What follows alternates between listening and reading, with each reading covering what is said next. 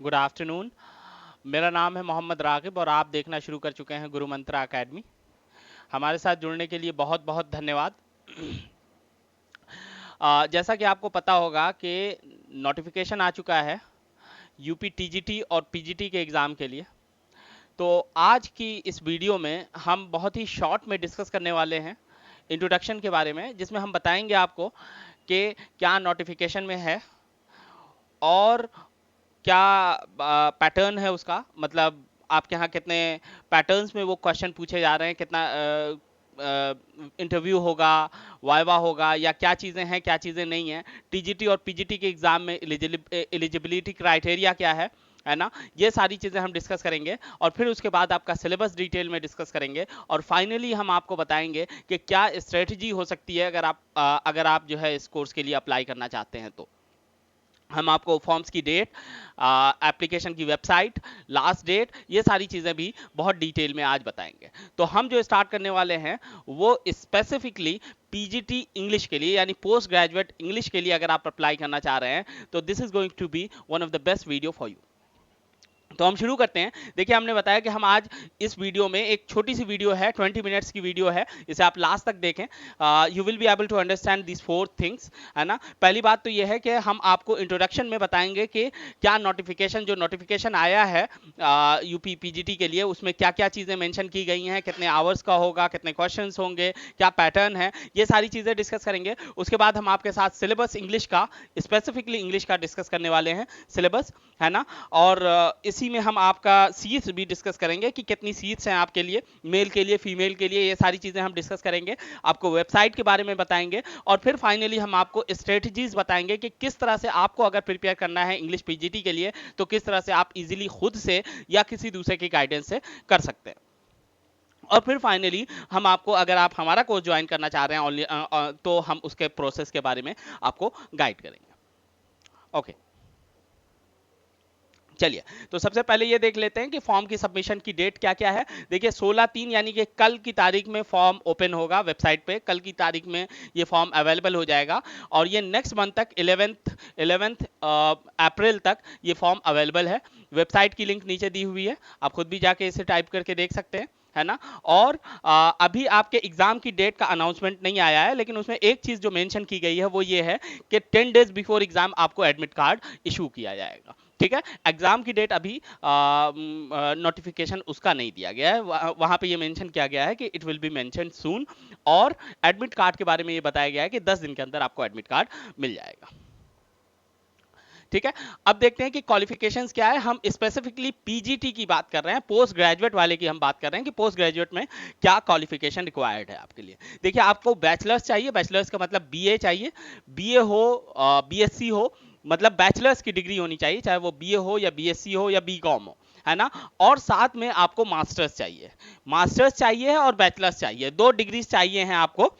एक चीज जो आपको ख्याल रखनी है वो ये है कि बैचलर्स और मास्टर्स में जो आपका सब्जेक्ट होगा आप उसी में अप्लाई कर सकते हैं, आप उस सब्जेक्ट के लिए अप्लाई नहीं कर सकते हैं। लेट्स से कि आपके पास बीए में 3 सब्जेक्ट्स होते हैं जनरली, डिपेंड करता है स्टेट वाइज, डिपेंड करता है कोर्स वाइज, डिपेंड करता है।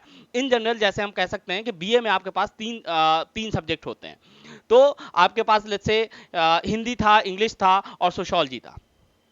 अब आपने अपना करियर कंटिन्यू किया है इंग्लिश के साथ, यानी एमए आपने किया है इंग्लिश में, तो अब सोशोलॉजी या हिंदी में आप पीजीटी का एग्जाम नहीं दे सकते हैं। पीजीटी का एग्जाम देने के लिए रिक्वायर्ड ये है कि आपका जो सब्जेक्ट है उसमें एमए होना चाहिए, यानी कि सोशोलॉजी हो, हिंदी हो या इंग्लिश हो, एमए उस सब्जेक्ट में होना चाहिए। ठीक है, अब देखते हैं कि टोटल नंबर ऑफ सीट्स कितनी है। पीजीटी के लिए 2595 सीट है, 2595 इतनी सीट्स हैं आपके लिए। मेल और फीमेल के लिए अलग अलग सीट्स मेंशनड है। उसकी एक वजह ये होती है कि कुछ ऐसे कॉलेजेस होते हैं जो सिर्फ गर्ल्स के लिए होते हैं, यहाँ पे सिर्फ गर्ल्स की वैकेंसीज होती हैं, तो वो अलग मेंशन किए गए हैं और ये अलग से मेंशन किया गया है। तो मेल के लिए जो है 269 सीट्स अवेलेबल है और फीमेल के लिए 28 सीट्स है ना। ठीक है, अब देखते हैं एग्जाम का पैटर्न कैसा है।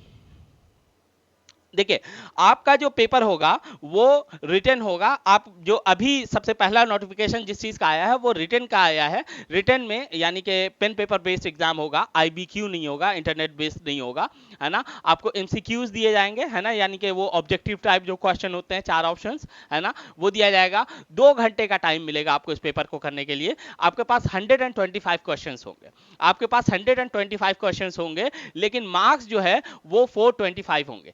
यही फर्क है टीजीटी और पीजीटी के एग्जाम में। पीजीटी टीजीटी का एग्जाम यानी ट्रेन टीचर वाला जो एग्जाम होता है उसमें ये मार्क्स होते हैं 500।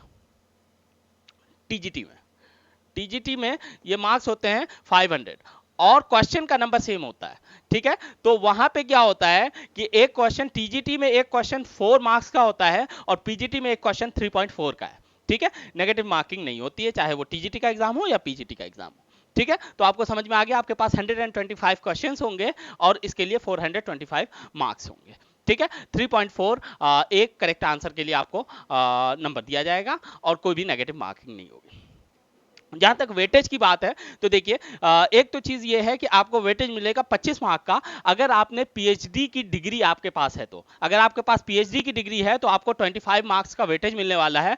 या आपने बीएड और या एमएड इन दोनों में से भी अगर कुछ कर रखा है आपने तब भी आपको 25 मार्क्स का वेटेज मिलने वाला है। ठीक है, और लास्ट चीज ये है कि उसके बाद ये अगला राउंड होगा, इसका अभी कोई नोटिफिकेशन नहीं है। जब आपका सिलेक्शन होने वाला होगा तो उससे पहले आपको 50 मार्क्स का एक इंटरव्यू देना होगा। ये चीज टीजीटी में नहीं है। टीजीटी में आपका इंटरव्यू नहीं होता है, बस ये एग्जाम होता है ना, बस रिटन एग्जाम होता है। टीजीटी के अंदर रिटन एग्जाम भी है और इंटरव्यू भी है। और वेटेज के लिए हमने बताया कि या तो आपके पास पीएचडी होना चाहिए या बीएड या एमएड की डिग्री होनी चाहिए, तो आपको 25 नंबर का वेटेज मिल सकता है। ठीक है,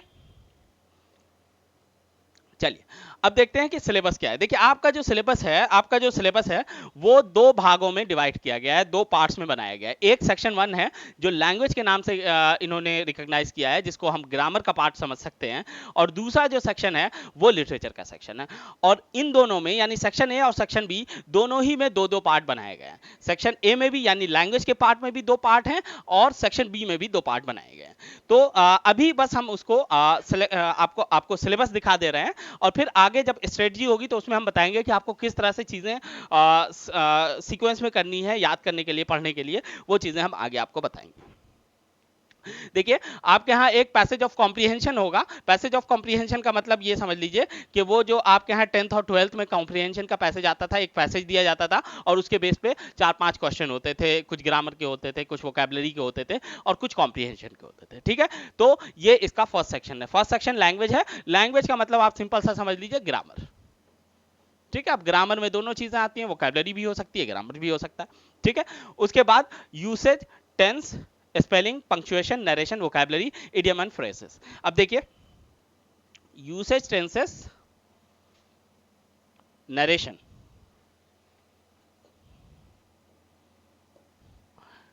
spelling spelling, punctuation, vocabulary, idioms and phrases, ये वोकैब का पार्ट है और ये ग्रामर का। तो इसमें 2 सेक्शन है एक्चुअली। एक तो आपका ग्रामर का सेक्शन है जहां पे आपको यूसेज पूछे जाएंगे। यूसेज का मतलब ये है कि आपसे करेक्शन ऑफ द सेंटेंस का कुछ सेंटेंस पूछा जा सकता है, वर्ब एग्रीमेंट का कुछ सेंटेंस पूछा जा सकता है कि ही गोज होगा ही गो होगा, है ना, Ram as well as Mohan, is going are going, है ना, I as well as he, is am are क्या गोइंग, है ना। तो इस तरह से मतलब correction of the sentence, improvement of the sentence, इस तरह के क्वेश्चन पूछे जा सकते हैं यूसेज में। और टेंसेस, है ना, पूरे टेंसेस यानी कि प्रेजेंट, पास्ट, फ्यूचर, उन सब के पूरे टेंसेस डिटेल में पूछे जाएंगे, तो वो आपको पढ़ना है। और तीसरी चीज नरेशन पढ़नी है। नरेशन का मतलब direct indirect, he said that he is going, है ना, ही वाज गोइंग, वो वाला सेंटेंस जो है कॉमा, इन्वर्टेड कॉमास वाली जो चीज होती है जिसको हम लोग आम भाषा में डायरेक्ट इनडायरेक्ट के नाम से जानते हैं, डायरेक्ट इनडायरेक्ट जैसे हम लोग कहते हैं। ठीक, इसका एक्चुअली नाम यही होता है जो इन्होंने मेंशन किया, नरेशन, नरेट करना। ठीक है, अब बात करते हैं वोकैबुलरी की। देखिए वोकैबुलरी में आपके यहाँ कौन कौन से पार्ट हैं। स्पेलिंग का पार्ट है ना, पंक्चुएशन का पार्ट है, तो पंक्चुएशन को वोकैबुलरी में काउंट कर सकते हैं, नहीं भी काउंट कर सकते हैं, अलग से भी देख सकते हैं, वो अलग चीज़ है। स्पेलिंग है और वोकैबुलरी है। तो वोकैबुलरी में क्या क्या चीज़ें आपके यहाँ पूछी जाती हैं, सिनोनिम्स पूछे जाते हैं, यानी कि एक वर्ड दे दिया जाएगा और उससे कहा जाएगा कि इसका सिनोनिम क्या हो सकता है ना। जैसे ये कह दिया जाए हेट या अभोर, इसका सिनोनिम क्या हो सकता है। दूसरी चीज़ हो जाएगी कि इसका एंटोनिम पूछ लिया जाएगा, यानी अपोजिट पूछ लिया जाएगा कि अभोर का अपोजिट क्या होता है ना। अभोर का अपोजिट लाइक हो सकता है ना। तो वोकैबुलरी में ये और तीसरी चीज ये हो सकती है वन वर्ड सब्स्टिट्यूट पूछ लिया जाएगा, मतलब the one who doesn't believe in God, इसको क्या कहते हैं। एक ऐसा इंसान जो भगवान पे बिलीव नहीं करता उसको क्या कहते हैं ना, एथीस्ट कहते हैं। तो इस तरह से आपके यहाँ वोकैबुलरी में ये 3 पार्ट्स हो सकते हैं। इसके बाद इडियम एंड फ्रेजेस होते हैं। इडियम एंड फ्रेजेस का मतलब ये होता है ग्रुप ऑफ वर्ड्स, है ना। 2 वर्ड्स 3 वर्ड्स एक साथ दे दिए जाए, जैसे break up, break down, break away, है ना। इनकी मीनिंग क्या होती है, इस तरह से आपके यहाँ पूछा जा सकता है ना। Break up, break down, break away, तो ये फ्रेजल वर्ब हो गए, है ना। इसी तरह से इडियम हो सकते हैं। इडियम का मतलब ये हो सकता है कि एक कोई फ्रेज होगा, जैसे all that glitter is not gold, इसका क्या मतलब होता है ना। तो इसको हम कह सकते हैं इडियम और फ्रेजेस। ठीक, फ्रेज का मतलब ग्रुप ऑफ वर्ड्स और इडियम का मतलब कोई सेइंग है, कोई प्रोवर्ब है, वो दे दिया जाएगा। ठीक है, अब अगर आपने वोकैबुलरी तैयार की तो स्पेलिंग आपकी खुद ब खुद तैयार हो जाएगी। ठीक है, और इडियम और फ्रेजेस के लिए एक छोटी सी लिस्ट आपको तैयार करनी पड़ेगी, जो आपके यहाँ रिपीटेडली पूछी जाती है, वो आपको तैयार करनी है। ठीक, और स्पेलिंग पंक्चुएशन के लिए बस कुछ चीज़ें होती हैं, जैसे commas, inverted commas, sorry commas, full stop और अपोस्ट्रॉफी, ये काफ़ी इंपॉर्टेंट है, जो आपको पता होना चाहिए। बाकी थोड़े बहुत कॉलन, सेमी कॉलन, ये चीज़ें हैं, वो भी, जैसे कॉलन क्या होता है, ये कॉलन कहलाता है, ये सेमी कॉलन कहलाता है, ये सारी चीज़ें भी थोड़ी बहुत आपको पता होनी चाहिए। ठीक, तो ये हो गया लैंग्वेज का पोर्शन। अब बढ़ते हैं लिटरेचर की तरफ। देखिए, पीजीटी वालों के लिए लिटरेचर का सिलेबस काफी लेंदी है। I am being very honest with you, मैं बहुत ऑनेस्टली आपको बता रहा हूं कि आपका सिलेबस लेंदी होने वाला है, तो आपको ग्रामर से ज्यादा लिटरेचर पे फोकस करना है। और ये समझ लीजिए कि 125 क्वेश्चन में से 70 क्वेश्चन एटलीस्ट आपके लिटरेचर से पूछे जाते हैं। प्रोपोर्शनेट नहीं होता है, इक्वली नहीं पूछा जाता है। लिटरेचर का पोर्शन आपके यहाँ बहुत ज्यादा होता है। 70 to 80 क्वेश्चन आपके यहाँ लिटरेचर से पूछे जाने वाले हैं, और सिर्फ 50 क्वेश्चन के आसपास लैंग्वेज से पूछे जाएंगे, उतने भी नहीं। तो इस वजह से आपको लिटरेचर पे ज्यादा फोकस करना है। और याद रखिएगा, ये काफी लेंदी सिलेबस है। क्यों है वो अभी देखते हैं। देखिए, इसमें क्या होता है, इसमें आपसे फॉर्म्स ऑफ लिटरेचर पूछा जाएगा। इसमें आपसे फॉर्म्स ऑफ लिटरेचर पूछा जाएगा। फॉर्म्स ऑफ लिटरेचर का क्या मतलब होता है, फॉर्म्स ऑफ लिटरेचर का मतलब ये होता है कि लिटरेचर के कितने काइंड होते हैं। नॉवेल क्या होता है, डायरी क्या होता है, मेमोयर क्या होता है, ऑटोबायोग्राफी क्या होता है, बायोग्राफी क्या होता है, एपिक क्या होता है, सोनेट क्या होता है ना। ये सारी चीजें आपको पता होनी चाहिए। और ओट क्या होता है ना, और उसकी वेराइटीज क्या होती है, कहाँ से आई है, इस तरह की चीजें आपको पता होना चाहिए। जनरली ये चीजें कहाँ से पूछी जाती हैं, ये हम बाद में आपको बताएंगे भी, जब हम स्ट्रेटजी में बताएंगे कि ये ऐसे तो हजारों हैं, तो क्या हम पूरा याद कर लें। नहीं, आपको सिर्फ वो याद करना होता है जो इन राइटर्स जो आपके यहाँ सिलेबस में मेंशन किए गए हैं, जो ये यूज करते हैं। जैसे शैली और कीट्स ओट्स के लिए फेमस है ना। मिल्टन जो है वो एपिक के लिए फेमस है ना। वर्ड्सवर्थ जो है वो सोनेट के लिए फेमस है। तो सोनेट, एपिक, ओड, ये सारी चीजें आपको पता होनी चाहिए। एलिजी, ये क्या चीजें हैं, ये आपको पता होना चाहिए। इसका क्या मीटर क्या होता है, राइम क्या होता है, रिदम क्या होता है, ये चीजें आपको पता होनी चाहिए। बहुत छोटी छोटी चीजें, एक बार समझ जाइएगा, लाइफ लॉन्ग समझ जाइएगा। इसके बाद आपको फिगर ऑफ स्पीच समझना है। फिगर ऑफ स्पीच तो आपने स्कूल में पढ़ा ही होगा, यानी मेटाफर क्या होता है, सिमिली क्या होता है, एंटोनिम, मेटानिमी क्या होता है ना। मेटाफर का मतलब और सिमिली में क्या फर्क होता है, ये चीजें है ना। सिमिली, अपोस्ट्रॉफी क्या होता है ना। तो ये सारी चीजें आपको पता होनी चाहिए। अपोस्ट्रॉफी का मतलब नॉन ह्यूमन को ह्यूमन बना के प्रेजेंट करना एंड ऑल दीज थिंग्स। ठीक है, तो ये दो, ये हो गया इसका पहला सेक्शन ए, यानी ये इसका पहला सेक्शन हो गया। ठीक है, इसमें दो चीजें, forms of literature. Forms of literature का मतलब वेराइटीज, यानी कि नॉवेल, ड्रामा, है ना, वो सारी चीजें, क्लोजेड ड्रामा, वो सारी चीजें। और फिगर ऑफ स्पीच का मतलब हमने आपको बताया। फिगर ऑफ स्पीच का मतलब ये होता है कि मेटाफर, मेटोनमी, है ना, ये सारी चीजें। अब दूसरा सेक्शन जो है वो ऑथर्स एंड देयर वर्क्स, यानी कि ऑथर की लाइफ के बारे में आपको जानना है और उसके वर्क्स के बारे में जानना है। ये सेक्शन काफी लेंथी है। 20+ राइटर्स हैं आपके पास। देखिए कौन कौन से हैं। वर्ड्सवर्थ है, जॉन कीट्स है, चार्ल्स लैम्ब है और पीबी शेली है। ठीक है, उसके बाद चार्ल्स डिकेंस है, मैथ्यू आर्नोल्ड है, अल्फ्रेड लॉर्ड टेनिसन है, थॉमस हार्डी है, टी.एस. इलियट है, Kamala Das, Mulkraj Anand, Nissim Azad, Robert Frost, Walt Whitman, Ernest Hemingway, William Faulkner, और शेक्सपियर। देखिए इसी इसी सीक्वेंस में आपके यहाँ एग्जाम में आपके आपके सिलेबस में मेंशन किया गया, बस हमने स्पेस अपनी तरफ से दिया है, बाकी ये सिलेबस बिल्कुल इसी तरह मेंशन है। अब देखिए कि इस सिलेबस को आप कैसे डिकोड कर सकते हैं। देखिए मैं आपको डिकोड, ये जो है ये एक तरह की स्ट्रेटजी है जो हम बता रहे हैं, कुछ और इसका हम डिटेल आगे आपको बताएंगे। ये सारे राइटर्स जो हैं ये रोमांटिक एज के राइटर हैं, ये सब रोमांटिक एज के राइटर हैं, है ना। तो आपको एज के बारे में थोड़ा सा पढ़ना पड़ेगा।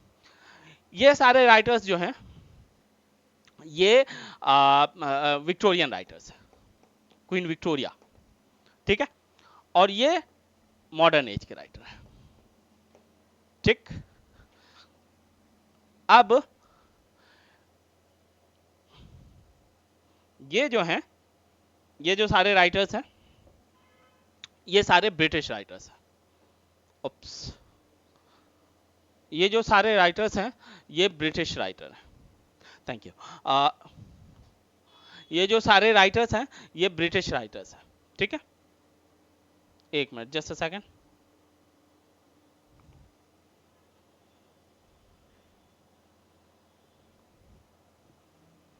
ओके, हाँ, यप, परफेक्ट। देखिए तो मैंने आपको बताया कि ये जो ये रोमांटिक एज है, ये सारे रोमांटिक एज के राइटर हैं, है ना। और दूसरी जो एज है आपके पास, इस एज को हम कहते हैं विक्टोरियन, ठीक। और ये है मॉडर्न एज। और फिर हमने बताया कि ये, सॉरी, ये जो है ये सारे ही ब्रिटिश राइटर हैं, ये सारे ही राइटर्स जो हैं ये ब्रिटिश राइटर हैं। उसके बाद ये तीन नाम जो हैं ये इंडियन राइटर्स हैं। और उसके बाद नीचे जो ये वाली लिस्ट है, रॉबर्ट फ्रॉस्ट, हेमिंग्वे, फॉल्कनर, ये अमेरिकन राइटर्स हैं। और उसके बाद फाइनली शेक्सपियर, ठीक है। तो आपके यहाँ तीन तीन पार्ट में पूछा गया है, ब्रिटिश हिस्ट्री है, ब्रिटिश लिटरेचर है, उसके बाद इंडियन लिटरेचर है, और फिर अमेरिकन लिटरेचर है। अब आप खुद से ये गेस कर सकते हैं कि सबसे ज्यादा फोकस जो किया गया है वो किस एज पे किया गया है, किस लिटरेचर पे किया गया है, ब्रिटिश लिटरेचर पे किया गया है। तो आपको ब्रिटिश लिटरेचर बहुत डिटेल में पढ़ना होगा। ब्रिटिश लिटरेचर में आपको राइटर भी पढ़ने हैं और बैकग्राउंड भी पढ़ना है, और साथ ही साथ आपको ये भी पढ़ना है कि हर राइटर ने किस एज में था, वो रोमांटिक एज कौन सी होती है, विक्टोरियन एज कौन सी होती है, आपके यहाँ एज के लिए भी पढ़ना पड़ेगा, ठीक है। वो अभी हम आगे और बताएंगे, थोड़ा सा और बताएंगे आपको, ठीक है। और उसके बाद इंडियन राइटर्स है, सिर्फ तीन राइटर्स हैं आपके यहाँ, निस्सिमेस्के है, कमला दास है, और मुल्कराज आनंद है, ठीक। और फिर अमेरिकन राइटर और विलियम शेक्सपियर इन सबसे ऊपर आते हैं, यानी कि शेक्सपियरियन एज ही कहा जाता है जो एलिजाबेथन एज है, उसके बाद ये सारी एज है, ठीक है। होपफुली यहाँ तक आपको समझ में आया होगा। ठीक है। अब आगे हम देखते हैं, और अब हम आपको बताते हैं कि देखिए आपको पढ़ना कैसे है। देखिए ये वाला जो सेक्शन है, ये सेक्शन आपके लिए काफी ट्रिकी होने वाला है अगर आपने लिटरेचर बहुत ज्यादा नहीं पढ़ा है। तो मैं आपको कुछ स्ट्रेटजीज बताता हूं कि आपको कैसे पढ़ना है। देखिए देखिए सबसे पहले आपको फॉर्म्स ऑफ लिटरेचर तैयार करना चाहिए। मेरे हिसाब से फॉर्म्स ऑफ लिटरेचर को थोड़ा सा आपको पढ़ना चाहिए। फॉर्म्स ऑफ लिटरेचर में एक चीज और ऐड करके पढ़िए तो अच्छा रहेगा, वो है हिस्ट्री ऑफ ब्रिटिश, ये वाला पार्ट। ब्रिटिश हिस्ट्री में आप कोई किताब देख सकते हैं, जो भी शॉर्ट किताब आपको लगती है वो कोई शॉर्ट किताब आप पढ़ सकते हैं, है ना, जो 200-250 पन्ने की हो। अगर वो पढ़ना चाहें तो पढ़ लें, अच्छी बात है। अगर नहीं पढ़ेंगे तो शायद आपके लिए कुछ क्वेश्चन जो है वो नेक्स्ट टू इम्पॉसिबल हो सकते हैं, क्योंकि कई बार ऐसे क्वेश्चन पूछे जाते हैं जो आपके यहाँ सिलेबस में मेंशन नहीं होते हैं, लेकिन राइटर ये एग्जामिनर ये समझ रहा होता है कि जब आपने वर्स वर्स पढ़ा है तो आपको बायरन के बारे में पता होगा, जब आपने कीट्स पढ़ा है तो आपको मैरी शैली के बारे में भी पता होगा, है ना। तो इस वजह से आपको हिस्ट्री ऑफ ब्रिटिश लिटरेचर पढ़ना चाहिए। और उसको कहाँ से पढ़ सकते हैं, उसके लिए बहुत सारी किताबें हैं। पीछे आपको मेरी एक वीडियो मिल जाएगी जो इंट्रोडक्शन ऑफ इंग्लिश लिटरेचर के नाम से है, और मैं कहिएगा तो डिस्क्रिप्शन में आपको वो लिंक भी डाल दूंगा। आप वो वीडियो जाके देख सकते हैं, जहाँ पे आपको ये पता चल जाएगा कि हिस्ट्री ऑफ ब्रिटिश कहाँ से आप पढ़ सकते हैं, ठीक है। और उसके बाद फॉर्म्स ऑफ लिटरेचर पढ़िए। फॉर्म्स ऑफ लिटरेचर पढ़ने के लिए आप एम.एच. अब्राहम की बुक बहुत अच्छी मानी जाती है, तो एम.एच. अब्राहम वाली बुक आप पढ़ सकते हैं। ग्लोसरी ऑफ इंग्लिश लिटरेचर के नाम से इनकी बुक आती है, ग्लोसरी ऑफ इंग्लिश लिटरेचर।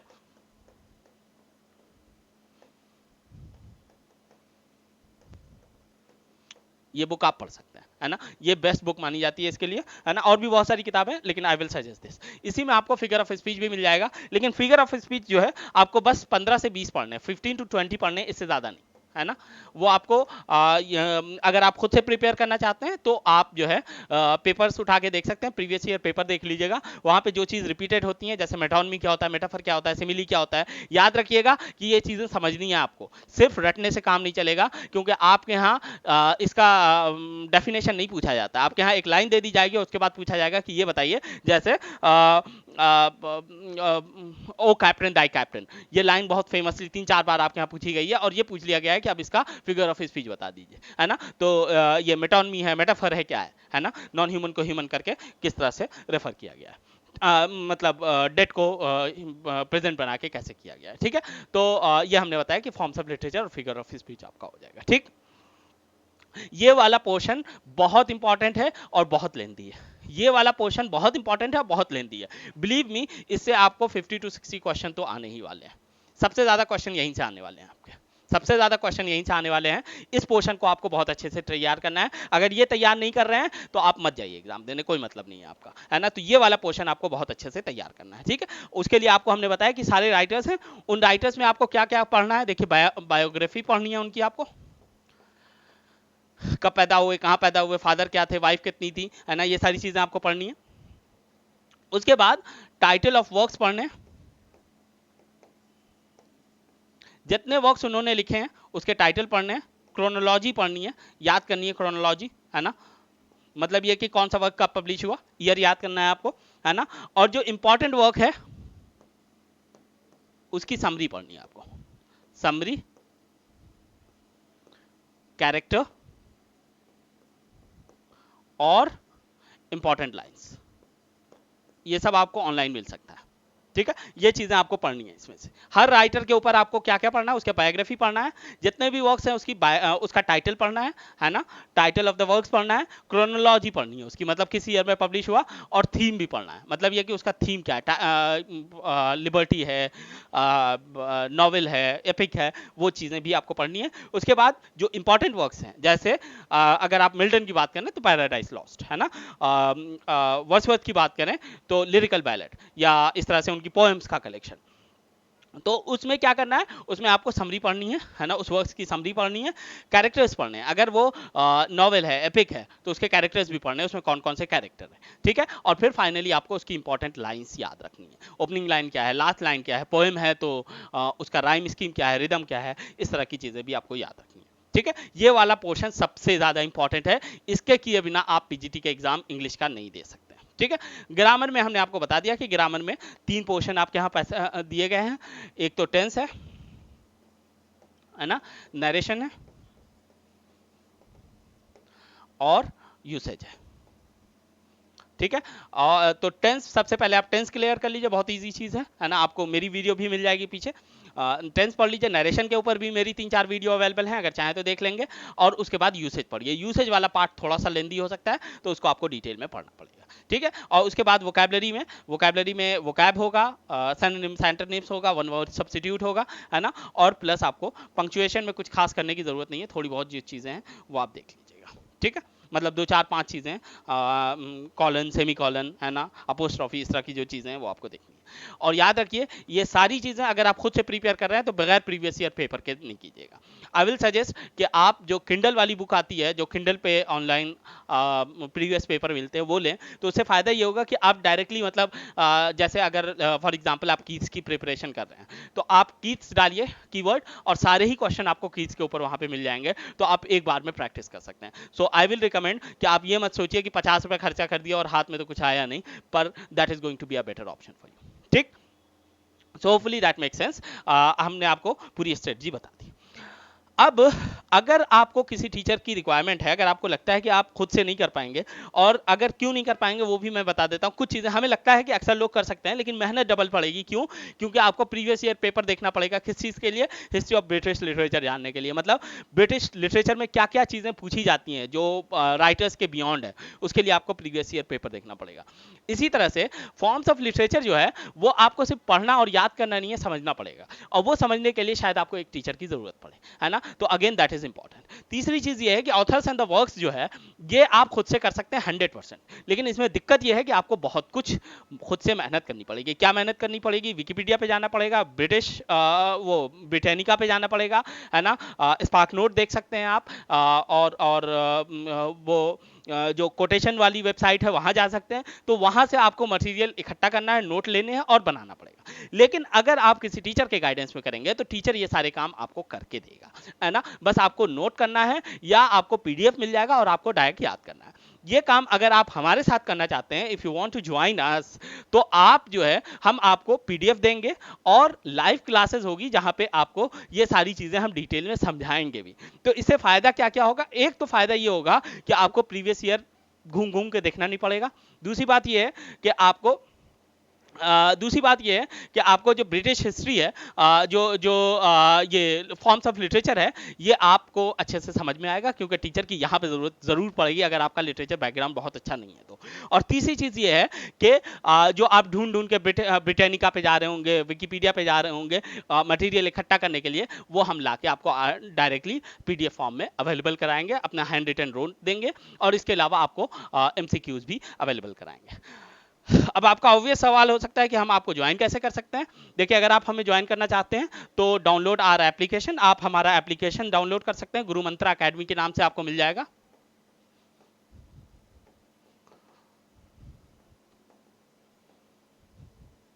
है ना, आप उसमें देखेंगे एक उगता हुआ सूरज है, तो दैट और हम उसको आपके लिंक में डाल देंगे, नीचे लिंक में आपको मिल जाएगा, है ना, तो आप उसको वहां से डाउनलोड कर सकते हैं। वहां आप PGT English as your course आप सिलेक्ट कर लीजिएगा, है ना, पीजीटी इंग्लिश आप हमारा कोर्स सेलेक्ट कर सकते हैं।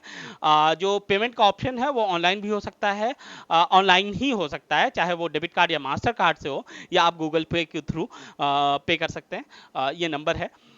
फीस स्ट्रक्चर ये है कि आपको 2999 यानी कि करीब 3000 रुपये आपकी फीस है, 3000 रुपीज़ आपकी फीस है इसकी, है ना, जिसमें हम आपका ग्रामर और लिटरेचर दोनों पोर्शन कवर करेंगे, आपको पीडीएफ अवेलेबल कराएंगे और साथ में हम आपको प्रीवियस ईयर पेपर डिटेल में डिस्कशन करेंगे और साथ में आपको जो सेट है वो हम आपको अवेलेबल करवाएंगे। अगर आपकी इसके बाद भी कोई क्वेरी है तो you are more than welcome to contact us. These are the numbers given below. So I hope it makes sense, and all the very best. Thank you very much.